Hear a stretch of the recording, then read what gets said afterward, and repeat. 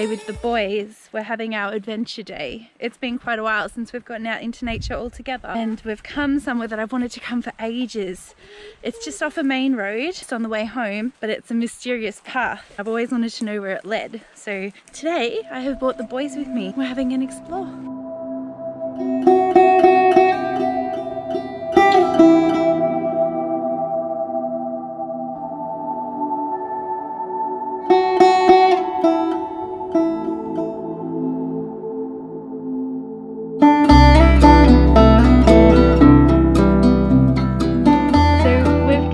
Explore, just the three of us, and we're climbing, we're exploring nature, and I just think this is absolutely one of the best things. Wow, look at you!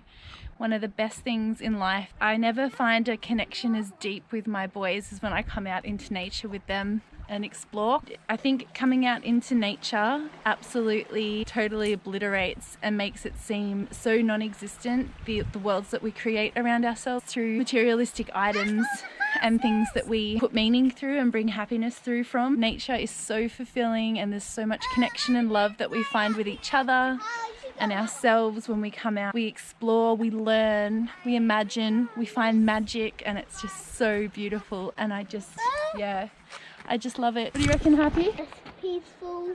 Hey, look at that! Why do you love coming out exploring so much? Because I love climbing. Bringing ourselves out into a space like this, we try to do it really regularly, so at least once a week. I try to come down to the water at once a day, really, because it is where I find my calm, and it's where I find my connection, especially my connection to really my authentic self. It's where I find stillness and a real ability to reflect and embrace the world. And I think we have that as well when we come out as a family. We definitely spend most of our lives outdoors, and that's the really beautiful thing about it, is that the world really becomes our playground, and nature becomes so wondrous and so magical. And one of the things that I really love about it as well is that the boys really, their eyes are so sparkly and so open, and their imaginations are so invigorated when we come out into nature, and they really see that side of life of not needing things, not needing to consume, and really looking after Mother Nature and Mother Earth, because she is so precious and she gives so much to us. And us coming out and exploring her in a gentle, safe way is a really lovely way for the boys to grow up learning that we give back to Mother Earth as well, and that we don't actually need things to be happy and to be fulfilled. I think when you come into nature, you're really finding that happiness from within. You're finding what makes you feel good and fulfilled. And where you find your stillness and peace, and you're not always externalizing that search for happiness and that search for what it is that will fill that void, I guess, that sometimes is never ending when you try to fill it with materialistic items. So yeah, we've been thinking a lot about schooling lately because of things are happening, I guess, that, you know, is causing us to question how we want to raise our boys, what, you know, morals and ethics and worldviews and all of that we'd like to help instill in them, how we want to view learning and knowledge and, you know, systemic structures and how that all works. And I guess I think about that a lot. Like, we come out into nature so much, and I just think so much learning happens and so much of our conversation happens. Like, I think we connect and converse in such a different way than we do at home in that home setting, and we learn in such a different way. Like, the boys explore from the world around them. So I think, yeah, it's really interesting the way that we view children and the way that we view education and learning and knowledge. It's good to remember that there's so many different ways of learning. By learning through the world around us, I think there's a wealth and depth of knowledge there. And so I really see this as the world and nature being their classroom, and this is a part of our connection and our learning and our, like, I learn from the boys and they learn from me when we're out in nature, for sure, 100%. So yeah, it's lovely. I obviously can't speak for all of the other children in the world, but like, I never see Happy as engaged as he is when we're outside learning through nature. So that's really nice to see as well, as opposed to when he's sitting in a classroom, when he's sitting at home on the couch with us doing his reader or his words or his writing. It definitely speaks very loudly to Grant and I, and we really question It's fine. how we want to raise the boys and how we want them to learn and what we want that learning to look like. So yeah. Something really soft and squishy. Soft and squishy? Those things. Those purple things. Oh my gosh. Something squishy. Oh my I told you, Ma. I told you, Hunter. I told you, Ma. I told you, Hunter. They're over here. Yes, Hunty. Oh my gosh, look at this one. This one's... I don't even know what that is. What do you think it is, buddy? Sticky thing. Sea urchin? Remember they're living, yeah? What are you investigating? Nothing. Nothing?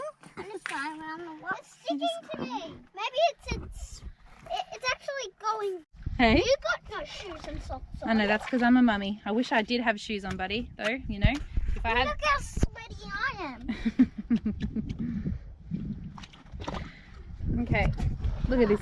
I feel like school is still quite traditionalist, and coming out and seeing how much the boys love it, I feel like this should be learning 5 days a week. Hey, Hunty, and I guess that does say a lot about how I feel about schooling as an institution, and if it's, you know, a bit dated. That's not to say that the school that Harpy is at is incredible, but it does make you ponder kind of about the different ideologies and education structures and the systemic influences that are there because of the way in which we learn. So, yields. How bubbly is it? What is it? Gosh, it's so cool. We better put it back in the water. It's seaweed. Okay.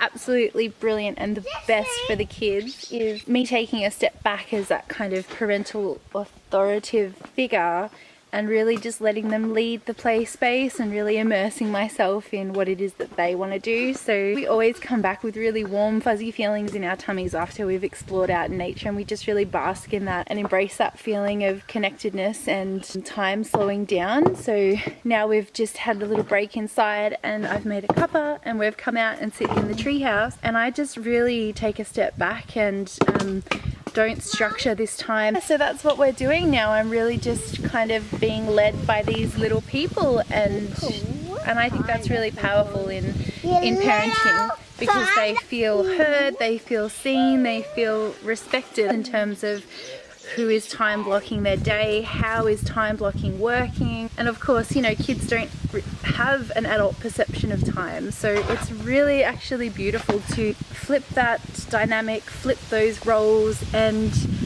just be led in play with them and not worry about time. I think time can be a huge constraint on me personally sometimes in my parenting. I can say, all right, we've got, you know, 20 minutes or 2 hours or whatever it is to play.